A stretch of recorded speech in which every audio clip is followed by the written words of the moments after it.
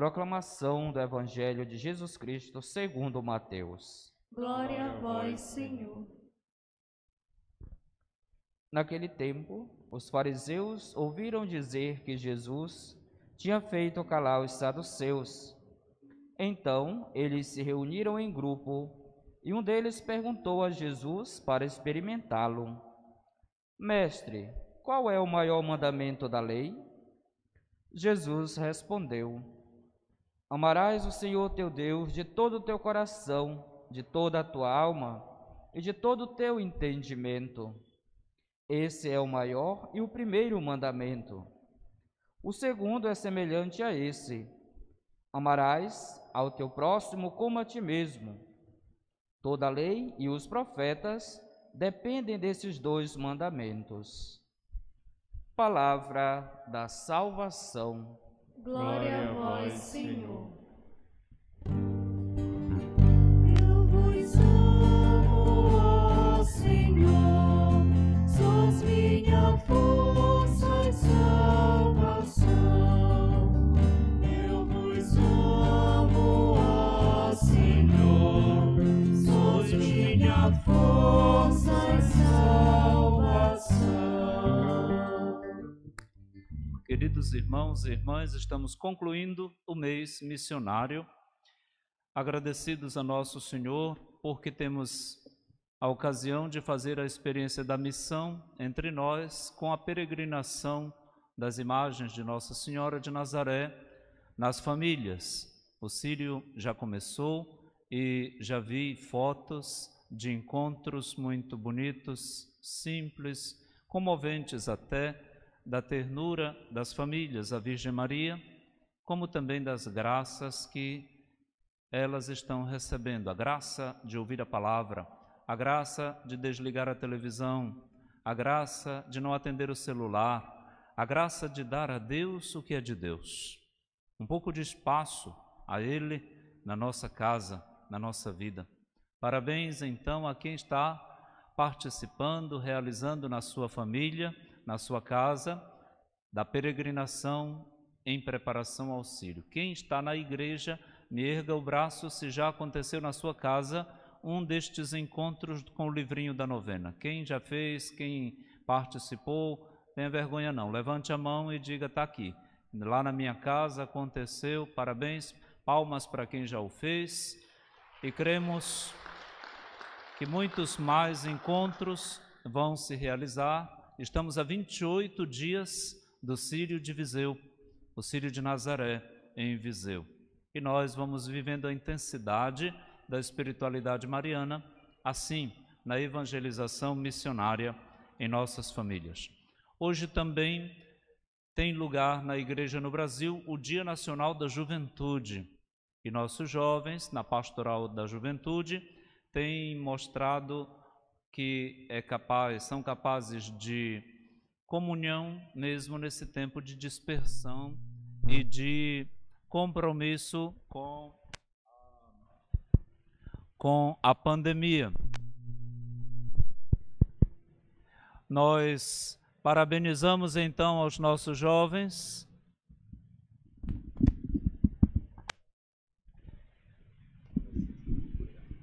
Parabenizamos então nossos jovens pela fidelidade na sua fé e os aplaudimos igualmente. Palmas para os jovens da nossa paróquia.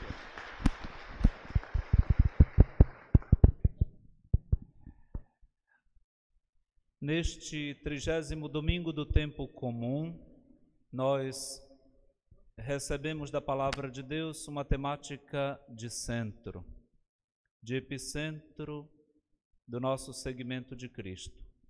Se trata da busca e da compreensão do maior mandamento da lei de Deus. Todos nós passamos por uma catequese que nos ensinou o Decálogo, os 10 mandamentos. E nossas catequistas e nossos catequistas nos ajudaram até a decorar os 10 mandamentos. A depender de uma análise deles, nós percebemos que 3 deles se referem diretamente a Deus. O primeiro é amá-lo sobre todas as coisas, o segundo, honrar o seu nome, o terceiro, lhe prestar culto. A Eucaristia, a Santa Missa que nós celebramos, é o exercício do terceiro mandamento e nela, dos três, num só. Os outros 7 mandamentos da lei de Deus, exatamente porque o Senhor é Deus para nós, é Deus para o seu povo, todos eles se dirigem a uma concretização do amor que Deus merece, agora experimentado em relação aos outros, ao próximo. Então, do 4º ao 10º mandamento, nós temos o respeito pelas imagens de Deus no pai e na mãe, como o zelo com a conservação da vida do outro, não matar, a sua honradez, conservá-lo no respeito físico, psíquico, espiritual. A castidade supera as dimensões psicossexuais. A castidade é cultural, é espiritual. Como também é preciso cuidar dos bens da pessoa, da sua boa fama, da sua esposa, do seu marido, e não lhe tirar nada do que lhe pertença, que lhe custou o suor, o seu trabalho. Tudo isso sintetiza em 7, que é já numericamente e simbolicamente um número excelente, o amor que a gente pode ter para com o outro. Isso nos remete escatologicamente ao final da nossa vida. Santa Teresinha do Menino Jesus disse que na tarde da nossa vida nós seremos julgados por Deus na medida do amor que tivemos uns para com os outros. Nos espera o juízo final, e o juízo vai ser na base do amor que praticamos uns para com os outros. Então, dizer que amamos a Deus e proclamá-lo até liturgicamente, sem que o demonstremos concretamente para com quem está perto de nós, é mentira. São João sintetiza isso belamente numa das suas cartas. Quem diz que ama a Deus e não ama o próximo é mentiroso. São Tiago se refere ao que é dito ao outro. Quem não refreia a sua língua torna vã a sua religião. O Novo Testamento inteiro está radicado na prática da caridade. São Paulo, na carta aos Romanos, diz: quem amou, cumpriu a lei, porque a caridade é a plenitude da lei. Confeccionou até um hino à caridade na primeira carta aos Coríntios 13, de 1 a 13. Tudo passará, menos a caridade. Até a fé e a esperança serão desnecessárias um dia. Mas a caridade vai ser a senha para entrar na vida eterna. Aqui então estamos no centro da Bíblia. Jesus indagado retoricamente por um fariseu que queria apanhá-lo em alguma palavra sobre qual teria sido o maior dos mandamentos da lei de Deus. Jesus sintetiza toda a lei e os profetas, portanto, a Sagrada Escritura de então, em 2 mandamentos que são uma só realidade, em interface. Amarás o Senhor teu Deus de todo o teu coração, com todo o teu entendimento, com toda a tua alma. Este é o maior e o primeiro, o principal. Dele decorre um que lhe é semelhante. Amarás ao teu próximo como a ti mesmo. E nisto consiste, e disso dependem a lei e os profetas. A Bíblia toda está sintetizada nisso. Já tinha dito isso de outra maneira em Mateus 7,12. Faça aos outros o que gostaria que os outros lhe fizessem. Ao contrário, também é muito instigante. Não faça aos outros o que não gostaria que os outros lhe fizessem. Nisto consistem a lei e os profetas. A caridade é urgente, é abrangente, é exigente. Urgente porque nosso tempo está globalizando a indiferença. Tanto faz se um morre, se grita, se sofre, se passa mal. Tem gente que ainda vai lá e faz a selfie com alguém todo ensanguentado. Nós estamos mergulhando num esquema de insensibilidade para com o outro que impressiona. Perdemos muito da nossa humanidade. Até mesmo o trato nos balcões do serviço público não faz conta disso. Você está recebendo no balcão do hospital, no balcão do banco, no balcão da escola, na sua porta, Deus. Deus em formato humano. Você atende no celular, Deus, com voz humana. Você faz o cafezinho para Deus, em formato familiar. Você diz um não educativo para Deus, que precisa desse não, educativamente. E depende do seu não, que é a mais alta caridade, para não se perder. Não, você não vai. Bota para dentro, fique. Isami Chiba, um nipo brasileiro que escreveu um best-seller intitulado Quem Ama, Educa, disse isso para os pedagogos do Brasil e do mundo todo. O não de pai e de mãe salva o filho. Assim, a caridade é urgente nesse nosso tempo de indiferença, mas também de corrupção. Estamos mergulhados cada vez mais num esquema de corrupção que impressiona. Ontem eu estava na barbearia e fui cortar os cabelos, dá para perceber, estou mais bonito. Enquanto o barbeiro cortava meus cabelos, chegaram duas pessoas. E um achava que aquilo estava demorando, começou a dizer, eu tenho que viajar, e o barbeiro está que corta o meu cabelo, e eu estou escutando. Chegou um outro que começou a dar uma de João sem braço, dizendo o que tinha que fazer, e estava tudo demorando. E o outro que contemporizava com ele, até que um certo momento ele disse, pois eu tenho que cortar o cabelo logo, né? Depois dele sou eu. Como se aquilo não vai que cola, e ele já tomou a vez do que chegou primeiro. A corrupção tem se tornado endovenosa, aplicada nas nossas veias. Ensinem as crianças a serem honestas. A caridade hoje se chama honestidade. O pecado contra a caridade hoje se chama corrupção, recebida e distribuída. Se tivermos pessoas que de criança crescem no respeito pelo que é alheio, pela vez do outro, não tomando nem seu lugar numa fila de banco, de espera, nós poderemos ter um erário público respeitado pelas autoridades que atualmente nos decepcionam e não gostam de ouvir uma homilia assim, porque lhes envergonha,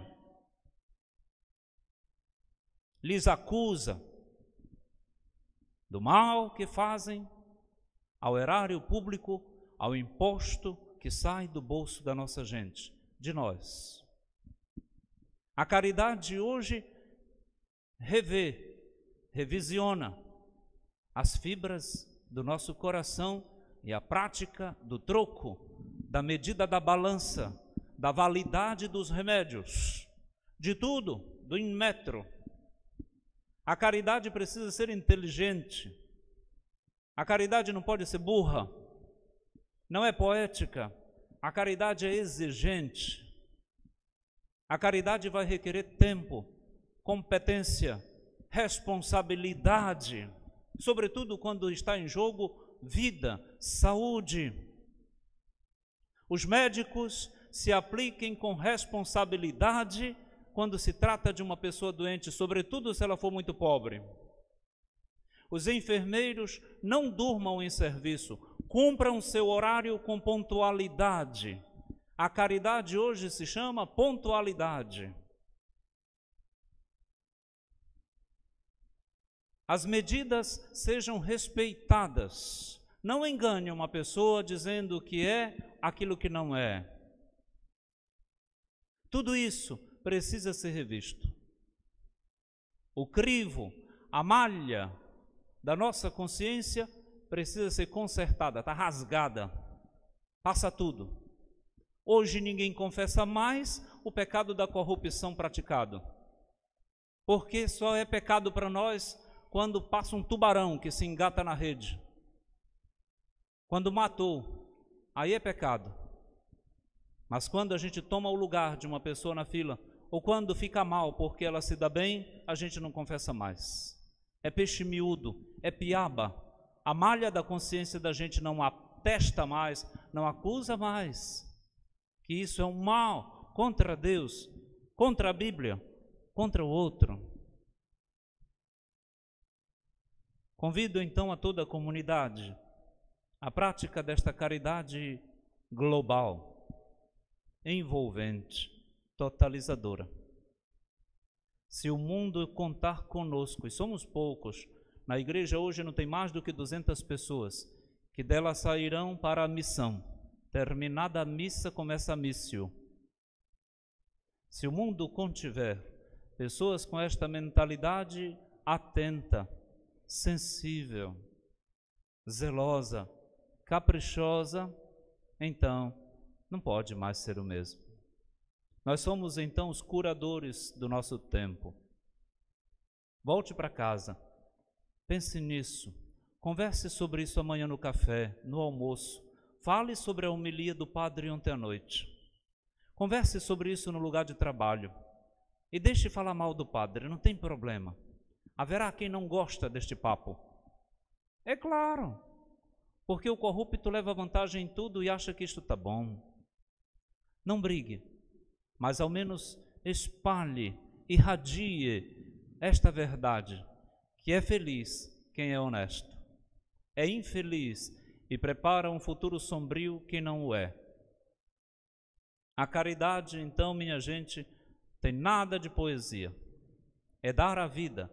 A maior caridade se chama Eucaristia, porque celebramos aqui a memória de alguém corajoso, Jesus, e o Pai de Jesus, que com coragem troca o filho para ter filhos, dá a vida do filho para ter a vida de filhos, para o seu louvor e glória. Que Deus seja honrado então por nós, cultuado por nós, o seu nome seja a fonte da nossa força e do nosso poder para vencer o mal na prática do amor. Nada é pequeno onde o amor é grande. Volto à doutora da igreja que está em sua imagem exibida aqui na igreja na conclusão do mês missionário. Volto também a Fernando Veríssimo, aquele poeta que disse: tudo vale a pena quando a alma não é pequena, no poema O Mar Português. Volto ao pessoal que entre nós deixou marcas, que se tornou santo, não do cânon, não foi canonizada, mas como vocês lembram de nomes e de vultos inesquecíveis em Viseu, porque fizeram tanto bem.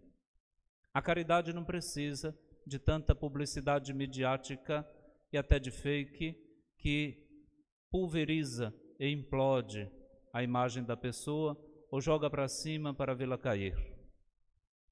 Só Deus sabe o bem que a gente faz. E quanto mais escondido, mais meritório e mais valoroso o ato de caridade.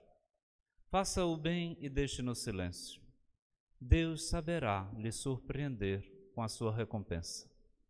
Faça o bem e esconda, e Nosso Senhor usará isso como um prêmio para você na hora certa.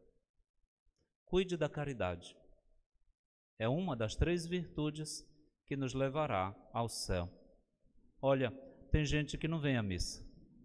Tem gente muito escandalizada com os padres, com as freiras, com os leigos.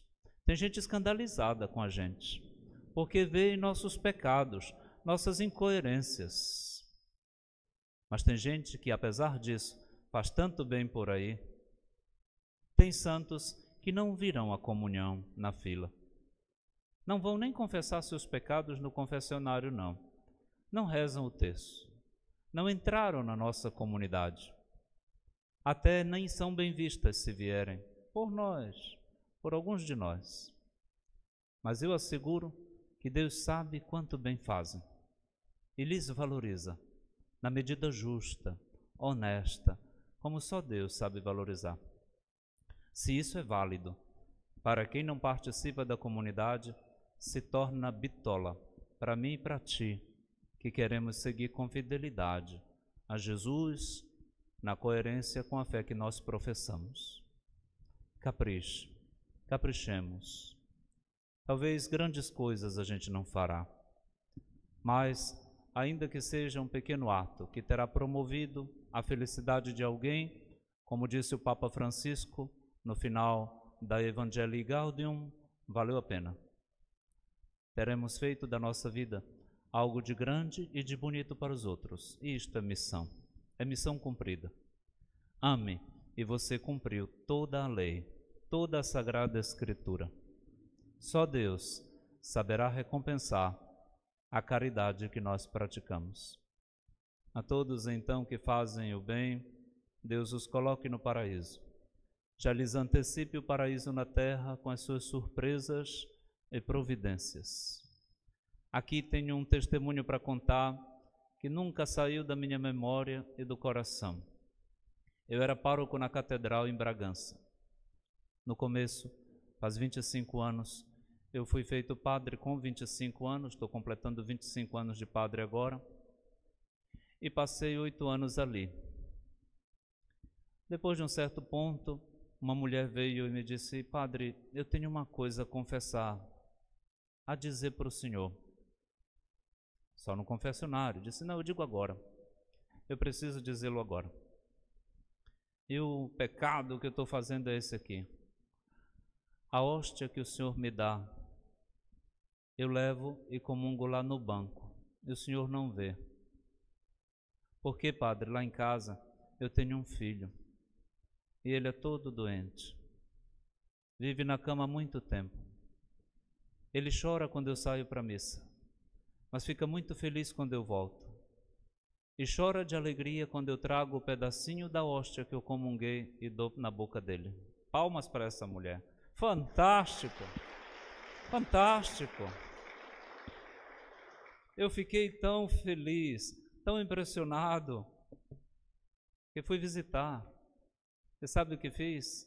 Disse: pronto, de agora em diante, se a senhora fazia isso clandestinamente e achava que era um pecado, eu lhe digo que foi a mais bonita caridade que a senhora fez para o seu filho. Agora a senhora será ministra da Eucaristia dele. Agora vai fazer isso oficialmente. E pedi ao bispo que lhe reconhecesse como ministra da Eucaristia para assistir o próprio filho. Ninguém melhor que aquela mãe. Os santos estão no meio de nós, não é? E acham até que pecam quando fazem coisas tão bonitas como estas. Pratique, capriche, o Espírito lhe inspirará criatividade no bem que fará. A todos uma semana cheia de surpresas de caridade. Fique atento, fica ligado, e você vai ver como o Espírito te dirá como você deverá amar a Deus, amando os seus irmãos e irmãs. Louvado seja Cristo, para sempre seja louvado. E agora em pé, professemos nossa fé. Creio em Deus, Pai